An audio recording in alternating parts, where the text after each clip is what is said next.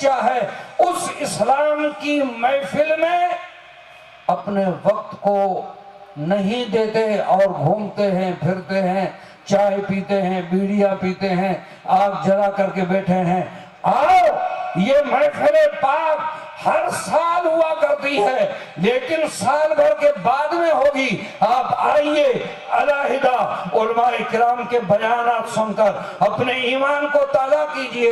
ایک ہی اگر چھینٹا کسی بزرگ کے فیوض و برکات کا ہمارے دلوں پہ لگ گیا تو خدا کی قسم ہمارا ایمان اور عقیدہ، سبحان اللہ، سبحان اللہ، سبحان اللہ، سبحان اللہ۔ ہمیں چاہیے کیا؟ یہ غوث اعظم کا مہینہ ہے، سرکار غوث اعظم رضی اللہ تعالیٰ عنہ کا فیوض و برکات برس رہا ہے۔ ادھر بدر الدین شاہ بابزی رحمت اللہ تعالیٰ علیہ کا عرس پاک ہے، اس سے بڑھ کر اور کیا ہوگا؟ اتنی شاندار محفل منعقد کی ہے، کوئی سردی کا اتنا انتظام کیا ہے، بیٹھنے کے لیے انتظام کیا ہے، اسٹیج اتنا شان سے سجایا ہے۔ اللہ کے محبوب بندوں کی محفل پاک سجانے کے لیے تاکہ آپ آئیے، دین کی باتیں سنیے، اپنے ایمان کو تازہ کیجئے۔ انہوں نے اللہ کے لیے اپنی جان کو قربان کیا، اسلام کے خاطر اپنے تن من دھن وطن کو قربان کر کے اسلام کو زندہ کیا ہے۔ آج ہمیں اگر کوئی نماز کے لیے کہہ دے تاکہ ہمیں فرصت نہیں، نماز کے لیے فرصت نہیں، ارے کھانے کے لیے تمہیں فرصت ہے، چائے پینے کے لیے تمہیں فرصت ہے، بازاروں میں گھومنے کے لیے تمہیں فرصت ہے، شادیوں میں جانے کے لیے تمہیں فرصت ہے، اور گلیوں میں گھومنے کے لیے تمہیں فرصت ہے، رشتہ داری کے ہر میت میں جانے کی تمہیں فرصت ہے، دور و دراز تمہیں کسی فنکشن میں جانے کی فرصت ہے، لیکن 10 منٹ کی نماز کے لیے تمہیں فرصت نہیں، 10 منٹ کی نماز کے لیے فرصت نہیں۔ خدا کا فرض عین ہے، میرا رب اس فرض عین کو کسی طرح سے بندے پہ معاف نہیں کیا ہے۔ اے بندہ، اگر تو کھڑے ہو کر کے پڑھ سکتا ہے تو کھڑے ہو کر کے پڑھ لے، بیٹھ کر کے پڑھے تو بیٹھ کر کے پڑھ لے، اگر تجھے عذر ہے تو لیٹ کر کے اشارے سے پڑھ لے، بلکہ نماز معاف نہیں ہے۔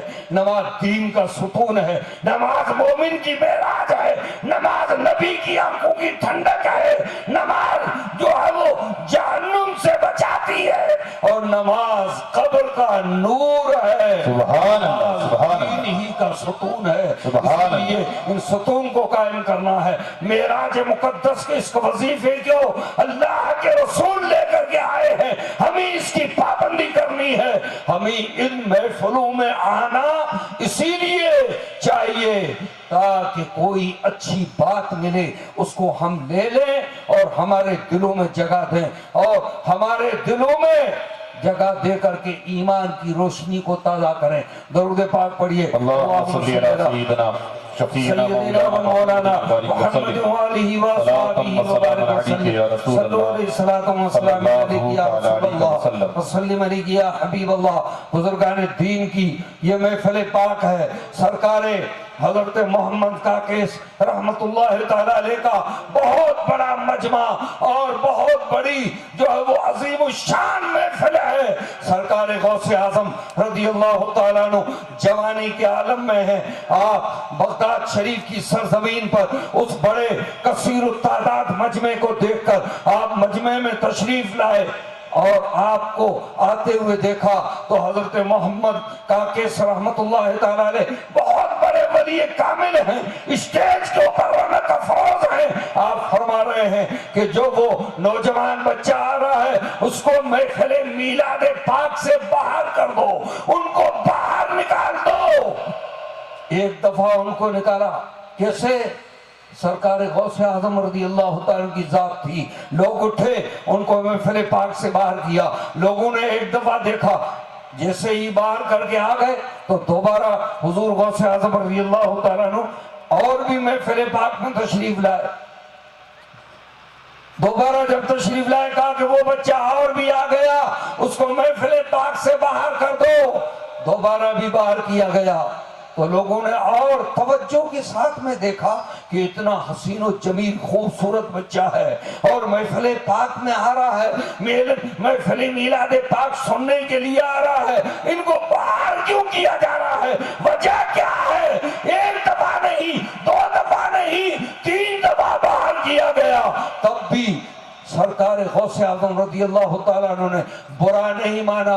آج اگر کسی کو کہا جائے کہ ان شخص کو یا فلاں مولانا کو یا کسی طالب علم کو محفل پاک سے باہر کر دو تو وہ کہے گا کہ تمہارے باپ کی محفل نہیں ہے، ہم کو کیسے باہر کر رہے ہو؟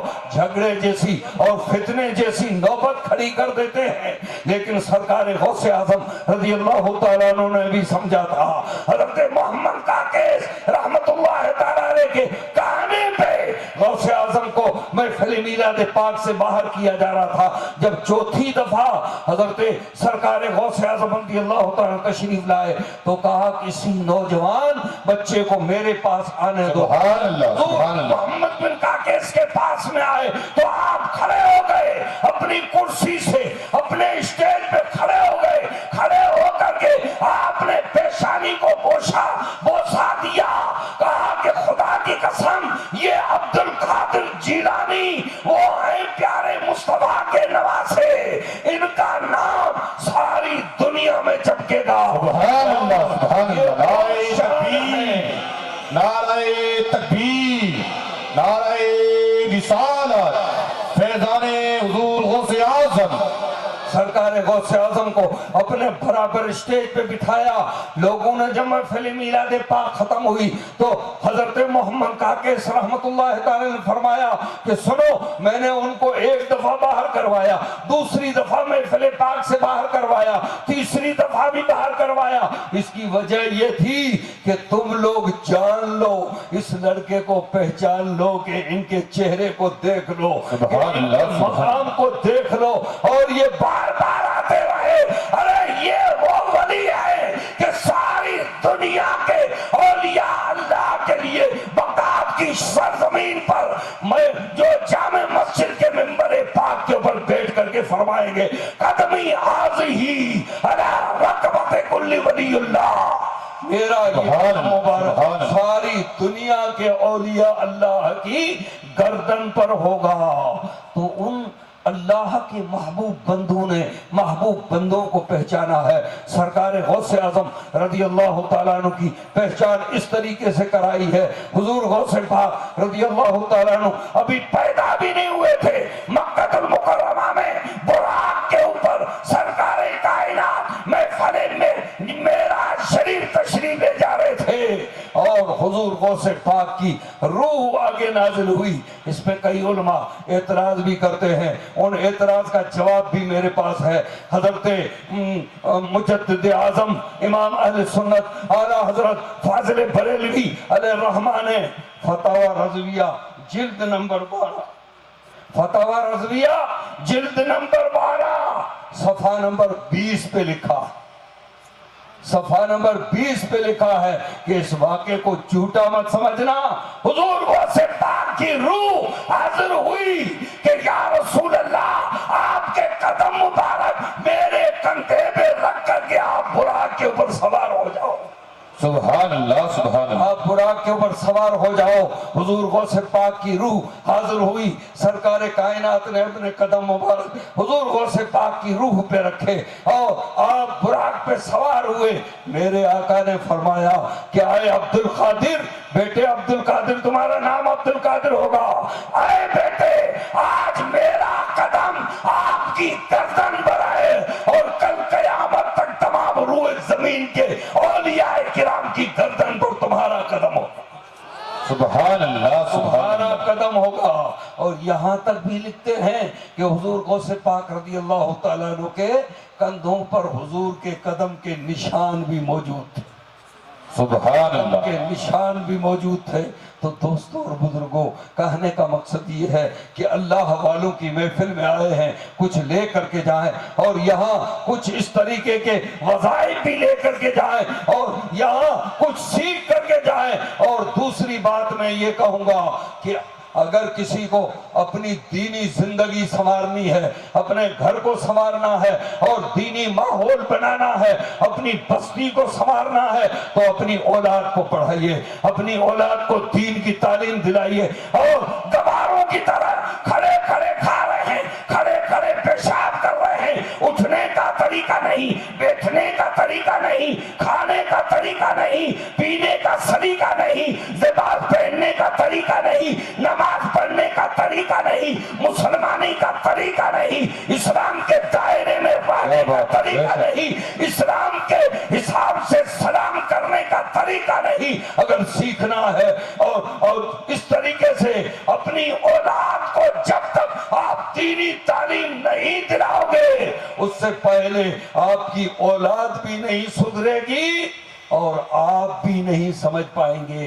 اولاد اگر کسی کے گھر میں ایک عالم بن گیا، حافظ بن گیا، قاری بن گیا، دینی تعلیم سے آراستہ ہو کر کے آ گیا، وہ کہے گا ابا حضور کھڑے ہو کر کے پیشاب کرنا ناجائز ہے، اسلام میں جائز نہیں ہے، کھڑے ہو کر کے پانی بھی نہ پیو اور 3 انگلی سے صحیح طریقے سے بیٹھ کر کے کھانا کھاؤ، پیارے آقا کی سنت کو ادا کرو اور دسترخوان کو لگاؤ، اور اسی طرح کھانے کا بھی ادب کرو، برتن کا بھی ادب کرو، سبحان اللہ، کا بھی ادب کرو، آپس میں مسلمان کوئی ملے اس کو سلام بھی کرو، اور آپس میں الفت و محبت سے رہو، تاکہ ہمارے اساتذہ نے، ہمارے استادوں نے دارالعلوم میں سکھایا ہے، مدرسے میں ہم کو سکھایا ہے کہ اٹھنے کا طریقہ یہ ہے، بیٹھنے کا طریقہ یہ ہے، کھانا کھانے کا طریقہ یہ ہے، سونے کا طریقہ یہ ہے، اور پانی پینے کا طریقہ یہ ہے، وضو کرنے کا طریقہ یہ ہے،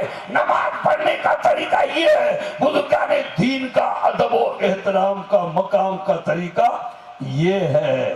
جب ہم اسلامی تعلیم سے آراستہ ہوں گے تو ان بزرگان دین کے مزارات کا ادب و احترام ہمارے دلوں میں ہوگا۔ اگر ہمارے دلوں میں ایمان کی روشنی پیدا ہوگی تو خدا کی قسم ایمان اور اسلام علم کے ذریعے سے ہوگا۔ پیارے حضور غوث اعظم رضی اللہ تعالیٰ عنہ نے، کسی نے سوال کیا کہ حضور آپ کتب کیسے بنے؟ کتب کیسے بنے؟ سبحان اللہ۔ درست العلم حتی صرت کتبہ، درست العلم حتی صرت کتبہ، یہ نہیں کہا مجھے کسی نے جو ہے وہ اپنی کتب بنا دیا، یہ نہیں کہا کہ میرے والد نے مجھے کتب بنا دیا، یہ نہیں کہا کہ فلاں بزرگ کے پاس بیٹھنے سے مجھے کتب بنا دیا، اسی لیے فرمایا کہ درست العلم حتی صرت کتبہ، میں علم پڑھتا رہا، علم پڑھتا رہا، سبحان اللہ، سبحان اللہ، علم حاصل کرتا رہا کہ میرے رب نے مجھے کتب بنا دی، علم پڑھتا رہا، اتنا علم کہ اساتذہ بھی تنگ رہ جائیں۔ اللہ اکبر، اللہ اکبر۔ اللہ کے محبوب بندے غوث اعظم جیسی ذات، اللہ کے ولیوں میں بے شک جو ہے وہ پیرانے پیر ہیں، جیسے نبیوں میں ہمارے آقا جناب محمد مصطفیٰ صلی اللہ تعالیٰ علیہ وآلہ وسلم ہیں۔ اسی لیے قرآن عظیم میں اللہ تعالیٰ فرماتا ہے کہ سچوں کے ساتھ ہو جاؤ اور سچوں کا دامن تھام لو۔ اے ایمان والو، بے ایمانوں کو قرآن نے پہلے الگ کر دیا ہے، بے ایمانوں کی ضرورت نہیں ہے یہاں۔ اگر کوئی بے ایمان ہے، ایمان والا نہیں ہے، ایمان ان کے دل میں نہیں ہے، اولیاء اللہ کی بغض رکھتا ہے، اولیاء اللہ کی شان میں گستاخی کرتا ہے، وہ کہتا ہے کہ ان مٹی کے ڈھیروں پہ جانے سے تمہیں کیا ملتا ہے؟ تو قرآن عظیم فرماتا ہے یا ایھا الذین آمنو، اے ایمان والو اللہ سے ڈرو، اللہ سے ڈرو اور سچوں کے ساتھ ہو جاؤ، سبحان اللہ، سچوں کے ساتھ ہو جاؤ۔ جب سچوں کا دامن تھام لو گے، سچوں کے ساتھ ہو جاؤ گے تو ساری مصیبتیں، ساری پریشانیاں دور ہو جائیں گی۔ اسی لیے کئی ایسے بے شمار واقعات ہیں جو حضور غوث اعظم رضی اللہ تعالیٰ عنہ کی بارگاہ میں کئی غریب بھی آئے، کئی مسکین بھی آئے، کئی پریشان کن بھی آئے، کوئی دریا میں غرق ہو رہے تھے، انہوں نے جہاں جہاں پکارا یا شیخ عبد القادر جیلانی شیخ اللہ، یا غوث المدد کا نعرہ لگایا، ان کی مدد میرے غوث اعظم نے وہاں فرمائی۔ تو آج بھی اگر کوئی کہے یا شیخ بدر الدین شاہ رحمت اللہ تعالی علیہ، بے شک ان کی مدد کرتے ہیں، لیکن کیا ہے کہ ہمارا ایمان اور عقیدہ چاہیے۔ غوث اعظم بمن بے سرو سبحان اللہ سبحان اللہ قبلہ دی مدد کعبہ ایمان مدد بگردہ بے بلا افتاد کشتی ضعیفان اشتارات و بستی بحق خواجہ عثمان ہارونی مدد کنیا مدد کنیا مدد کنیا معین الدین چشتی خواجہ ہند، وہ دربار ہے اعلیٰ تیرا، کبھی محروم نہیں مانگنے والا تیرا۔ ایک ہی بات میں آپ سے کہہ کر رخصت ہو جاؤں۔ ماشاءاللہ سبحان اللہ۔ ایک خادم نے اتنا بڑا تانبے کا لوٹا بھر کر کے مزار پاک کے اندر رکھا۔ کہاں؟ اجمیر شریف کی درگاہ میں۔ میں نے پوچھا، میں نے کہا حضور یہ اتنا بڑا تانبے کا لوٹا بھر کر کے مزار پاک کے اندر رکھتے ہو، اس کی وجہ کیا ہے؟ کہا کہ مولانا آپ کو یقین نہیں ہے؟ سبحان اللہ۔ نعرہ میں نے کہا تکبیر، بے شک نعرہ رسالت، علماء اہل سنت۔ مجھے بالکل یقین ہے۔ کہا کیا یقین ہے؟ میں نے کہا اللہ کے ولی بے شک زندہ ہیں، بے شک زندہ ہیں۔ تو کہا کہ لوٹا بھر کے اس لیے رکھتے ہیں کہ صبح کو یہ لوٹا خالی ملتا ہے، صبح کو یہ لوٹا خالی ملتا ہے۔ یصلی فی قبرہ، اپنے مزاروں میں اپنی قبر میں نماز ادا کرتے ہیں، سبحان اللہ سبحان اللہ۔ قبروں میں اپنے مزارات میں نماز ادا کرتے ہیں۔ جب اللہ کے ولی اس طرح سے نماز ادا کرتے ہیں تو ہمارے نبی کی بات ہی کیا ہے، صحابہ کرام کی بات ہی کیا ہے، حسنین کریمین کی بات ہی کیا ہے، شہداء کرام کی بات ہی کیا ہے، صدیقین کی بات ہی کیا ہے۔ جب اللہ کے ولی کی شان یہ ہے تو نبی کی شان کیا ہوگی، صحابی کی شان کیا ہوگی، صدیقین کی شان کیا ہوگی، شہداء کی شان کیا ہوگی، جن کی شان کو میرے رب نے بلند فرما دیا ہے۔ قرآن عظیم کے اندر فرمایا ہے من النبیین والصدیقین والشہداء والصالحین وحسن اولئک رفیقا، ان اللہ کی سبحان اللہ سبحان اللہ۔ اور پیاری جماعتوں کو فوراً جو ہے وہ آپ ان کے ساتھ میں ہو جاؤ گے تو یہی سچی جماعتیں تمہیں جنت میں لے جائیں گی۔ سبحان اللہ سبحان اللہ۔ یہ محمد سے وفاتوں نے تو ماشاءاللہ۔ ہے، یہ جہاں چیز ہے کیا لوح و قلم تیرے ہیں، وما علینا الا البلاغ وآخر دعوانا الحمد للہ۔ سبحان اللہ سبحان۔ جو کچھ بولنے میں کرنے میں غلطی ہوئی ہو معاف کریں، اور میں پڑھتا ہوں استغفر اللہ ربی من کل ذنب واتوب الیہ۔ اللہ تبارک و تعالیٰ کی بارگاہ میں دعا کریں کہ بزرگان دین کے صدقے آج اگر دیکھا جائے تو طرح طرح کی جو ہے وہ پلان بنائے جا رہے ہیں مسلمانوں کو ختم کرنے کے لیے، مسلمانوں کو مٹانے کے لیے، مسلمانوں کو نیست و نابود کرنے کے لیے، لیکن میرا وجدان میرا یقین یہ کہتا ہے کہ ارے چاہے مودی آ جائے چاہے امت شاہ آ جائے، یہ تو ٹیپریلی ہیں ہندوستان کے شہنشاہ غریب نواز، ہندوستان کے شہنشاہ غریب نواز ہیں، اور غریب نواز کا یہ سفید گنبد آواز دیتا ہے کہ میرا سفید گنبد زندہ ہے، میرا سفید گنبد دیکھتے رہو اور تمہاری ہر پریشانی دور ہوتی رہے گی۔ السلام سبحان اللہ سبحان اللہ ماشاءاللہ سبحان اللہ۔ تھوڑے سے وقت میں حضرت علامہ مولانا ارباب عالم صاحب